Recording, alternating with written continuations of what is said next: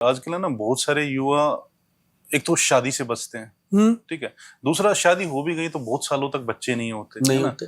तो ये जो सेक्सुअल जो हेल्थ है इसको भी थोड़ा सा मैं इम्प्रूव करने के लिए, क्योंकि बहुत ज्यादा ये एक ऐसी चीज भी है कि जिस पे बात भी नहीं होती है ना, किसी से बता भी नहीं सकते, कहीं जा भी नहीं सकते।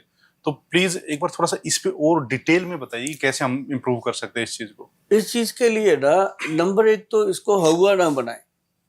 नॉर्मल है, लाइफ है। आपके फादर की भी लाइफ थी, दादा की भी लाइफ थी, परदादा की भी लाइफ थी, तभी तो ये संसार चल रहा है ना। ये तो नीड है।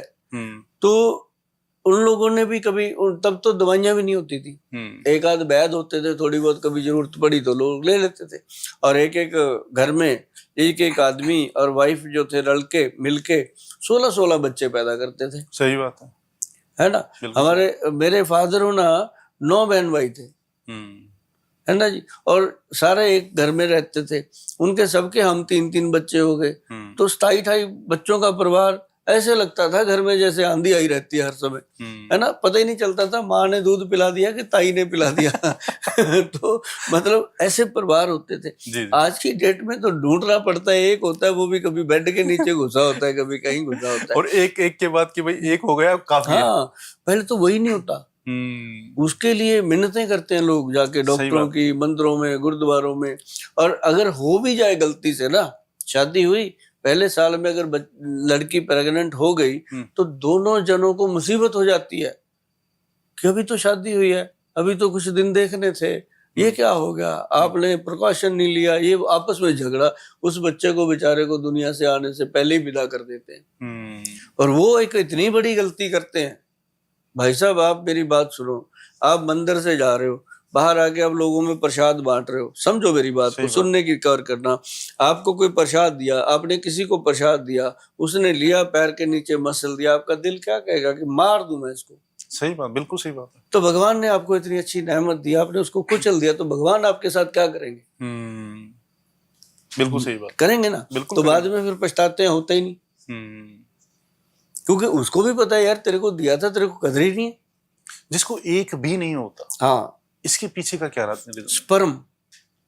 अब जैसे लोग शादी से पहले, विवाह से पहले, वो कोई नशे कर रहा है, कोई शराब का नशा कर रहा है। अब आजकल तो लड़कियां भी पीछे नहीं रही, बहुत सारी ऐसी हैं। हाँ। बहुत सारी, सभी नहीं, सही बात, लेकिन बहुत सारी जो घर से बाहर रहती हैं बच्चियां, उनको एक दूसरा बरगला के करवा देते हैं।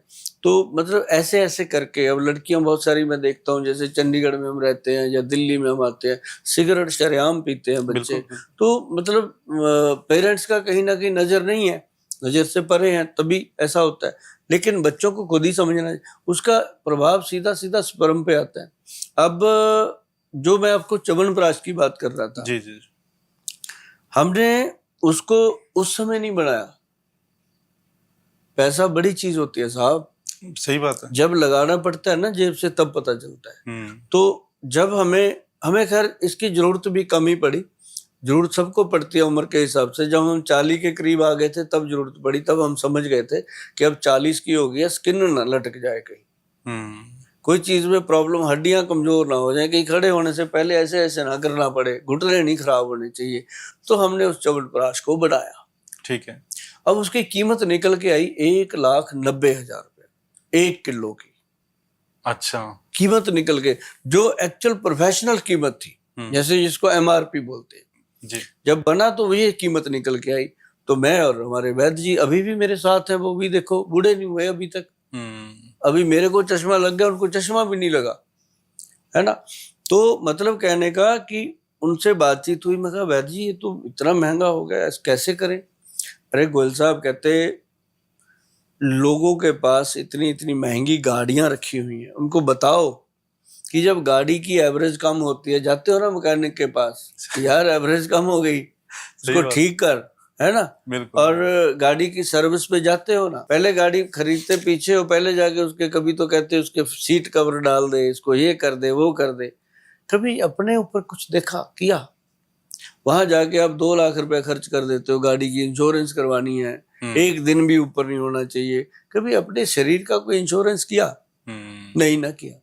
तो उसके लिए च्यवनप्राश जब बना तो मैं कहा नहीं बैद जी बाकी बातें ठीक है, मेरा जमीर जो कहता है वो ये कहता है कि ठीक है जो अमीर आदमी है वो खा लेगा, सही बात है ना, जो गरीब है वो कैसे खाए। कहता लोन करा ले, मोबाइल लेता है 1.5 लाख का, उसका लोन करा लेता है। ठीक है। मैं कहा सर ये बात तो ठीक है, गरीब से गरीब आदमी के हाथ में मगर आजकल फोन है। कहते कहते जब उसको उसकी जरूरत है तो इसकी भी जरूरत है। तो सर उन्होंने ऐसी सेटिंग बिठाई, इसका प्राइस फिर निकल के आया 1,48,500 रुपया 1 किलो का। ठीक है। तो बढ़ा दिया जी हमने, पहले हमने चंडीगढ़ में ही दिया लोगों को, जैसे हमारे पास लोग आते थे हम देते गए, जो खाए वो गुन गाए, वो कहे गोयल साहब पैसे तो एक बार लगे, पर कहते जिंदगी में जो रोमांस खत्म ही हो गया था, मियाँ बीवी ऐसे रहते थे जैसे बहन भाई रहने लग गए हो।